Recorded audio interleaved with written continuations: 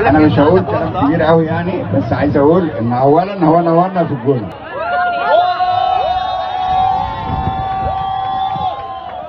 ثانيا الميعاد ده جه بالصدفه، هو كان مسافر وانا ما كنتش جاي، بس عشان يقول اي حاجه.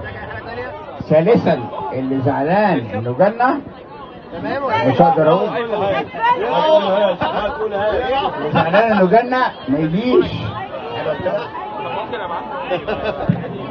رابعا انا عايز اقول لكم احنا عندنا في مصر مواهب كبيره جدا، وكلنا بقلبنا كده لازم نقف وراها، واللي بيرفع اسم مصر ده احنا لازم نحبه، واللي مش هيحبه برضه مش هقول.